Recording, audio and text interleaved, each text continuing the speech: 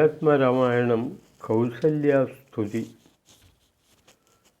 നമസ്തേ ദേവദേവ ശംഖചക്രാബ്ജധര, നമസ്തേ വാസുദേവ മധുസൂദന ഹരേ, നമസ്തേ നാരായണ നമസ്തേ നരകാരേ, സമസ്തേശ്വര ശൗര്യേ നമസ്തേ ജഗൽപദേ.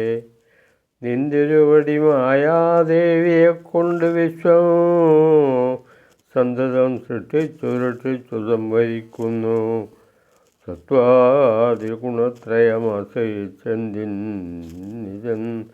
ഉത്തമന്മാർക്കു പോലും അറിവാൻ വേദയത്രേ. പരമൻ പരാപരൻ പരബ്രഹ്മാഖ്യൻ പരൻ പരമാത്മാവു പരൻ പുരുഷൻ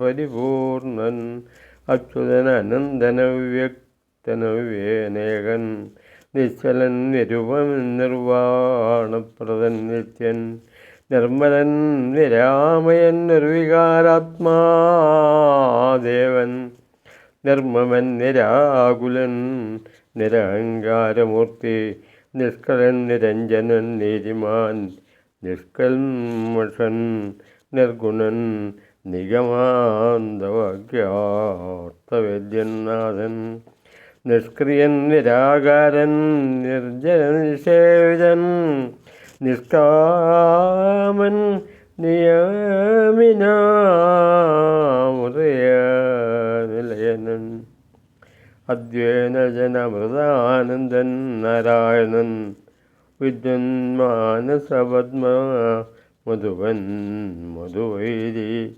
സത്യജ്ഞാനാത്മാ സമസ്തേശ്വരൻ സനാതനൻ സത്വസഞ്ജയജീവൻ സനകാദിഭിസേവ്യൻ തത്വർത്ഥമോധരുവൻ സകല ജഗന്മയവൻ സത്താമാത്രകനല്ലോ നിന്തിരോടി നൂനം നിന്തിരോടിയുടെ ജഠരത്തിങ്കൽ നിത്യമന്തമില്ലാതോളം ബ്രഹ്മാണ്ടങ്ങൾ കിടക്കുന്നു.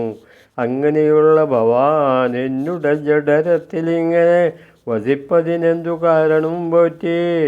ഭക്തന്മാർ വിഷയമായുള്ള ഒരു പാരവശ്യം വ്യക്തമായി കാണായി വന്നു. ദയാമെനിക്കിപ്പോൾ ഭർത്തൃപുത്രാർത്ഥകുല സംസാര ദുഃഖാംബുധോ നിത്യവും നിമഗ്നയായ അത്യർത്ഥം ഭ്രമിക്കുന്നേൻ. നിന്നുടെ മഹാമായ തന്നുടെ ബലത്തിനാലിന്നുവൻ പാദാംബോജം കാൺമാനും യോഗം വന്നു. കാരുണ്യത്താൽ നിത്യമുൽക്കാമ്പിൽ വസിക്കണം. ഈ കാണാകിയ രൂപം ദുഷ്കൃത മുടങ്ങുവാൻ വിശ്വമോഹിനിയായ നിന്നുടെ മഹാമായ വിശേഷ മോഹിപ്പിച്ചേടായികമാം ലക്ഷ്മീപദേ.